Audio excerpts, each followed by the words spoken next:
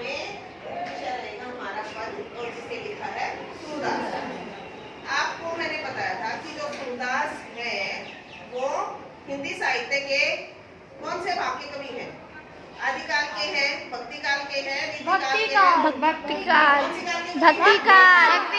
सूरदास भक्ति काल के एक प्रमुख कवि हैं और उन्होंने श्री कृष्ण के बारे में इतना लिखा है, इतना किसी ने नहीं लिखा, है ना?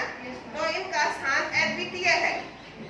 कृष्ण भक्ति में सूरदास का जो स्थान है वो अद्वितीय है, उनके जैसा किसी ने नहीं लिखा। अद्वितीय उनके जैसा कोई है ही नहीं, अद्वितीय उसके जैसा कोई दूसरा नहीं है। ठीक है, तो इसमें जो श्री कृष्ण है, आपने सुनी भी होगी, श्री कृष्ण वृंदावन को छोड़कर मथुरा चले जाते हैं, है ना? मथुरा चले जाते हैं ना?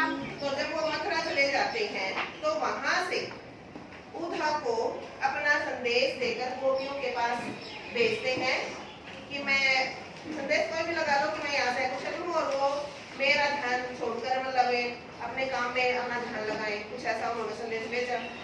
तो उद्धव थे। जो भक्ति होती है दो तरह की होती है, एक सगुण एक निर्गुण। सगुण में हम भगवान का रूप देखते हैं, श्री कृष्ण का रूप कैसा था, राम का कैसा था, है ना? हमारे पास हमारे सामने उनके आकार आ जाते हैं, आते हैं ना? लेकिन निर्गुण भक्ति में हम मानते हैं कि जो भगवान है, जो अल्लाह है, जो ईश्वर है, जो गॉड है, वो एक है और उसका कोई रूप आकार नहीं है, तो वो निर्गुण होता है।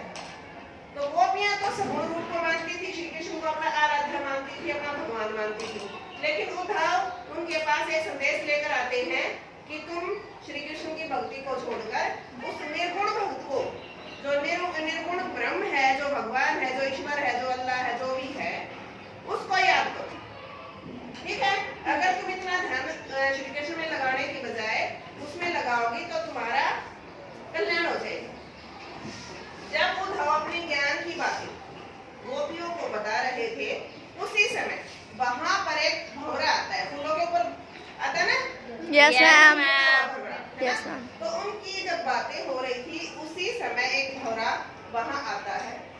तो गोपियां उद्धव को डायरेक्टली कुछ नहीं बोलती, इनडायरेक्ट वे में, है ना? जैसे हम किसी को कोई बात कहना चाह रहे हैं तो डायरेक्ट ना बोलकर किसी दूसरे के माध्यम से बोलते हैं। Yes ma'am. तो भंवरे के माध्यम से उनकी जो बातचीत होती है, तो ये जो पद लिया गया है ना, ये भ्रमर गीत से ही लिया गया है ना? तो यहाँ सूरदास ने दोनों के बीच की जो बातें हैं बहुत अच्छी तरह से यहाँ हमारे सामने प्रस्तुत की है। ऊधो तुम हो अति बड़भागी, अप्रस रहत सने तगाते, नाहिन मन अनुरागी, पुरीन पात रहत जल भीतर, तारस दे न दागी, जो जल माँ तेल की गागरी, बूंद न ताको लागी, प्रीति नदी में पावन बोरियो, रस्ती न रूप परागी, सूरदास अबला हम भोरी, गुर चाटी जो पागी। जब उन्होंने कहा ना कि अपने श्री कृष्ण को छोड़कर ईश्वर का स्मरण करो, तो वो उन्हें कहती हैं, जो गोपियां हैं वो उद्धव को क्या कहती हैं कि हे उद्धव, तुम तो बहुत ही भाग्यशाली हो, बहुत ज्यादा भाग्यशाली हो तुम तो, जो तुम श्री कृष्ण के पास रहते हुए भी अप्रस रहत स्नेह तगाते, तुम उसके प्यार रूपी रस से अप्रस रहे हो, मतलब तुमने उसको स्पर्श नहीं किया है, अर्थात तुम्हें श्री कृष्ण के प्रेम का अनुभव नहीं हुआ है। ना ही मन अनुरागी, और ना ही तुम्हारा मन श्री कृष्ण की भक्ति में रमा है। पुरीन पात रहत जल भीतर, तुम कैसे हो? वो बताती है कि तुम तो कमल के पत्ते के समान हो, जो जल के भीतर रहता है। तारस दे न दागी, परंतु फिर भी उसके ऊपर पानी का कोई भी प्रभाव नहीं होता, उसके देह पर कोई दाग नहीं होता। और कैसे हो तुम? ज्यों जल माँ तेल की गागरी, जैसे अगर किसी गगरी के ऊपर मटकी के ऊपर तेल लगा के हम पानी में छोड़ देते हैं ना, और जब उसको उठाएंगे तो पानी अपने आप जल जाता है, उसके ऊपर होता ही नहीं। कहते हैं ना, देखो चोट लग जाती है, हम कहते हैं ना नहाना है तो क्या करोगे, तेल लगा लो, क्योंकि उसके ऊपर पानी की बूंद ठहरती नहीं है। तो तुम तो ऐसे हो, बूंद न ताको लागी, कि जिस तरह से तेल की गगरी के ऊपर तेल लगाकर हम छोड़ देते हैं पानी में तो उसके ऊपर पानी का कोई प्रभाव नहीं होता, तुम तो वैसे ही हो। प्रीति नदी में पाव न बोरियो, दृष्टि न रूप पर आकी। ना तो तुम्हारी आंखों ने, तुम्हारी दृष्टि ने श्री कृष्ण के रूप का पान किया है, और ना ही तुमने श्री कृष्ण के प्रेम रूपी नदी में, श्री कृष्ण का प्रेम कैसा बताया है, नदी जैसा, कि तुमने तो श्री कृष्ण के प्रेम रूपी नदी में अपने पैरों को डुबोया ही नहीं है ना। और अगर हम नदी में पैर नहीं डुबोएंगे तो हमें तो पानी का अनुभव होगा ही नहीं, है ना।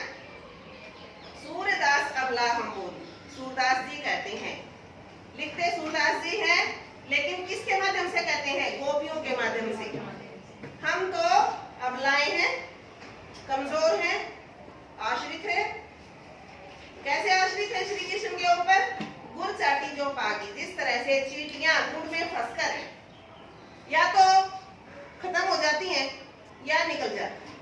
ये तो हमारा तो जो कुछ है, जिस तरह से चींटियों का सरासर गुड़ होता है, गुड़ में वो लिप्त हो जाती हैं, उन्हें उसका भी वो नहीं होता कि जो गुड़ है उसमें वो लिपट कर मर जाएंगे।